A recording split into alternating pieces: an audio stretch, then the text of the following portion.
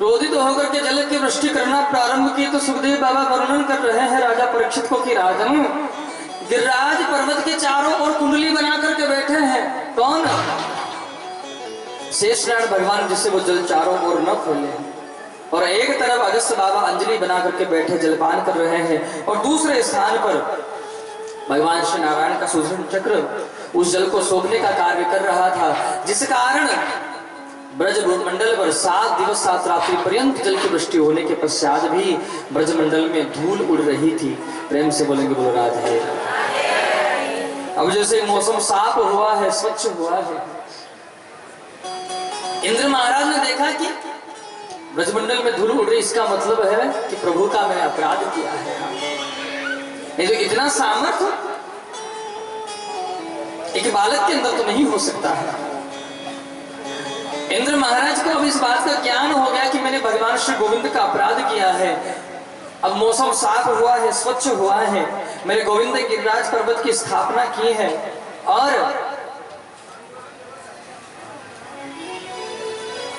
आज इंद्र महाराज मेरे भगवान श्री गोविंद के समीप पधारे हैं। इंद्र महाराज ने मन में विचार किया कि मैंने भगवान श्री गोविंद का अपराध किया है, मुझे भगवान श्री कृष्ण से क्षमा मांग लेनी चाहिए। ध्यान दीजिएगा, भगवान श्री कृष्ण को मनाने का सबसे सरल और अच्छा तरीका बता रहा हूं आपको। जो युक्ति देवराज इंद्र ने भी प्रयोग की है। इंद्र महाराज ने देखा कि गोविंद मुझे क्षमा नहीं करेंगे क्योंकि मैंने गोविंद का अपराध नहीं, गोविंद के भक्तों का अपराध किया है। और भगवान कहते हैं कि जो कोई मेरा अपराध करता है मैं उसे कदाचित क्षमा भी कर सकता हूं, लेकिन जो मेरे भक्त का अपराध करता है मैं 3 काल तक उसे छोड़ता नहीं हूं। मैं आपको प्रमाण वर्णन कर रहा हूं। भगवान नारायण सो रहे थे, भृगु महाराज पहुंच गए, जाकर के देखा क्या सो रहे हैं भगवान, हम ब्राह्मण देवता आए, हमारा सम्मान नहीं, सो रहे हो। जाकर के भगवान नारायण के हृदय पर ही लात मार दी। जहां चरणों का योगी जन ध्यान कर रहे हैं, ऋषि जन ध्यान कर रहे हैं, लेकिन हृदय पर जाकर के लात मारी सीधे भृगु महाराज। परिणाम क्या हुआ? नारायण की नींद खुली, पांव पकड़ लिए, प्रभु अपराध क्षमा करो। आप आए, मुझे ध्यान नहीं रहा, ये भगवान का अपराध था, भगवान ने हाथ जोड़कर क्षमा मांगी है। और पूर्व में आपको कथा प्रसंग वर्णन किया होगा। अम्बरीश महाराज एकादशी का व्रत कर रहे थे, उसी समय दुर्वासा ऋषि आए और अम्बरीश महाराज का जब अपराध करने की चेष्टा की दुर्वासा ऋषि ने, तो कहीं पर भी उनको सांत्वना नहीं मिल पाई, कहीं पर भी उन्हें अभयदान नहीं मिल पाया। अम्बरीश महाराज की शरण में आए तो अम्बरीश महाराज ने सुदर्शन चक्र से प्रार्थना की, तब जाकर के शांत हुआ था। भगवान नारायण के पास भी पहुंचे दुर्वासा ऋषि, प्रभु आपके सुदर्शन चक्र से मुझे बचाओ। भगवान नारायण कहते हैं ये मेरे बस में नहीं है। बोले तो शस्त्र तो आपका है, बोले चलाने वाला मैं हूं, लेकिन ये मेरे बस में नहीं है। बोले क्यों? कि बोले कि मैं खुद मेरे भक्तों के बस में हूं, तो ये मेरे बस में कैसे हो सकता है। तो आज इंद्र महाराज ने भगवान का नहीं, भगवान के ब्रजवासियों का अपराध करने की चेष्टा की है। तो इंद्र महाराज ने कहा क्यों? अपने ऐरावत हाथी से बैठ करके आए और जहां से ब्रज की सीमा प्रारंभ होती है, अपने ऐरावत हाथी से नीचे उतरे और एक गैया मैया की पूंछ पकड़ी और उस गैया को आगे कर दी और पीछे पीछे चलना प्रारंभ किया। और मेरे गोविंद को बड़ा क्रोध था इंद्र के ऊपर,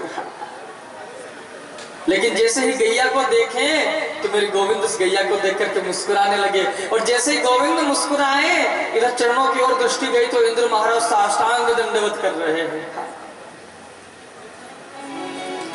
10 मंत्र से इंद्र महाराज ने भगवान की प्रार्थना की है। गोविंद कहते कि जाओ इंद्र, हमने तुम्हें क्षमा किया है। ये गोविंद नाम है जो कन्हैया का नाम है ना, ये इंद्र महाराज ने भगवान का नामकरण किया है। अरविंद, आप तो गौ ब्राह्मणों की रक्षा करने वाले हो, मेरे अपराध को क्षमा कीजिए नाथ। 10 मंत्र से प्रार्थना की, भगवान श्री कृष्ण ने कह दिया कि जाओ तुम्हें क्षमा किया है। इंद्र महाराज कहते प्रभु आपने मुझे क्षमा कर दिया है, मेरी एक इच्छा है। कन्हैया ने कहा क्या? बोले इच्छा हमारी ये है कि हम ब्रज में रहना चाहते हैं।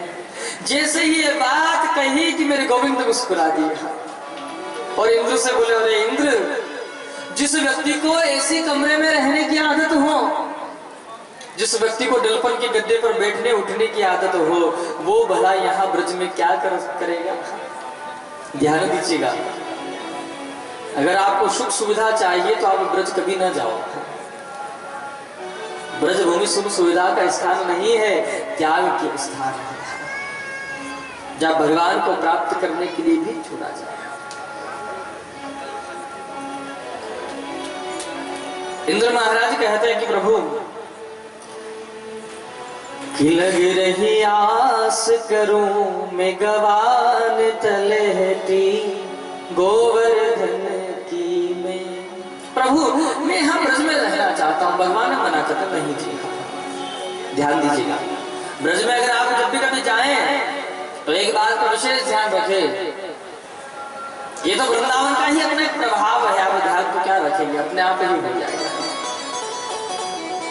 जहां आपको अपने घर पर उठते ही अपने काम काज याद आते हैं, और वृंदावन की भूमि का ऐसा अद्भुत रस है कि जहां उठते ही आपको श्री राधा रानी का नाम याद आएगा। प्रेम से बोलेंगे बोलो राधे। हो जब तू वृंदावन आवे, हो जब तू गोवर्धन आवे, हो मुख से राधा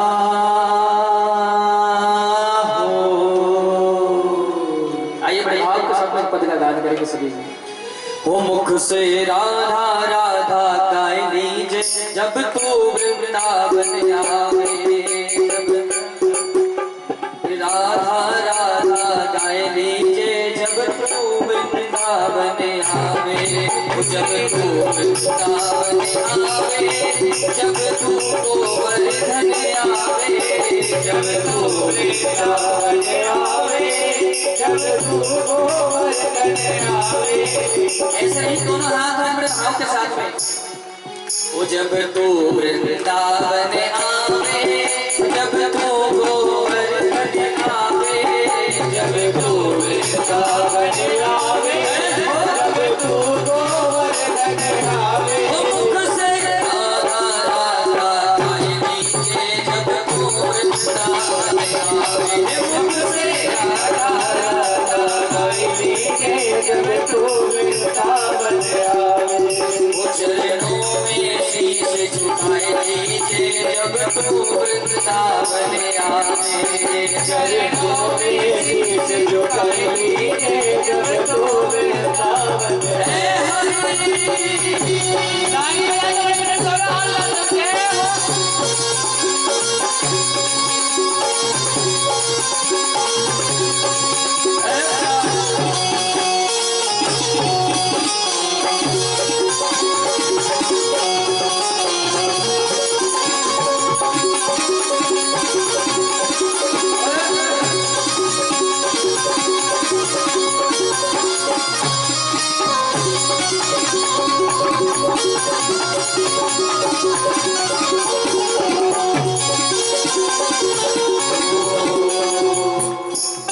वृंदावन के बांके बिहारी, वृंदावन के बांके बिहारी, ओ वृंदावन के बांके बिहारी, ओ वृंदावन के बांके बिहारी, वृंदावन के बांके बिहारी, वृंदावन के बांके बिहारी, बांके बिहारी की महिमा है न्यारी, बांके बिहारी की महिमा है न्यारी, बांके बिहारी की महिमा है न्यारी, बांके बिहारी की महिमा है न्यारी।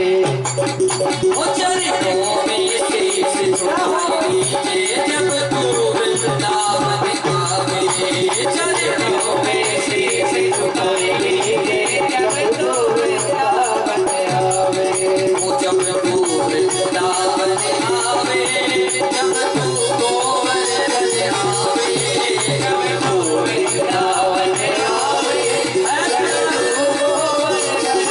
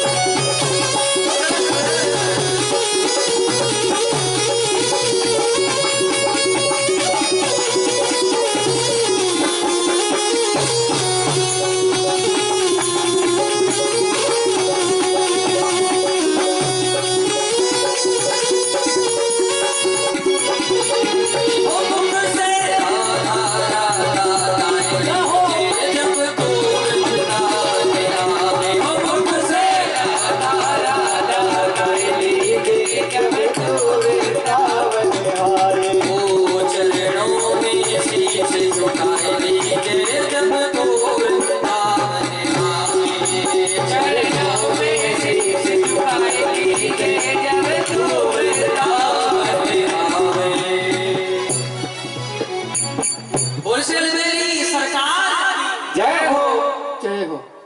इंद्र महाराज कहते कि प्रभु बड़े मन है मेरा ब्रज में निवास करने का। भगवान गोविंद ने कहा नहीं महाराज, यहाँ पर वही रह सकता है जिसके मन में त्याग हो। जब त्याग नहीं है मन में,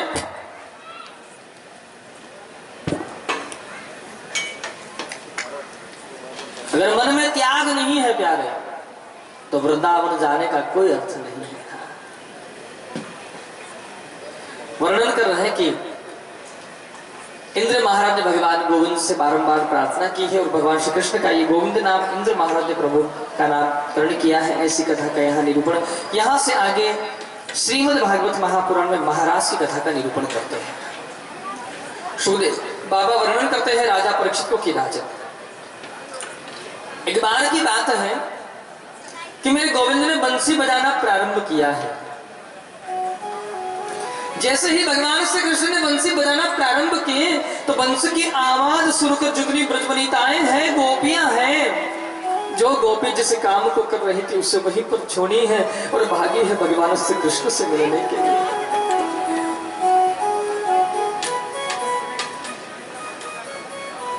जो काम कर रही है गोपियां, जिस प्रकार वर्षा ऋतु के समय समस्त नदियां बड़ी तीव्र गति से दौड़ करके समुद्र से मिलने के लिए जाती हैं, उसी प्रकार सभी समस्त गोपियां हैं, ब्रजवनिताएं हैं, भगवान श्री कृष्ण की बंसी की आवाज सुनी, अपने काम काज को जिसको कर रही थी उसे वहीं छोड़ी है और भगवान श्री कृष्ण से मिलने के लिए दौड़ी है। सो मेरे ठाकुर जी ने, गोविंद ने बंसी बजाना बंद किया और जैसे नेत्र खोल करके देखे कृष्ण, तो क्या देखते हैं कि चारों ओर गोपियों का झुंड आ रहा है पृथक पृथक। जिस और नजर गई है गोपियां आ रही है दौड़ दौड़ कर।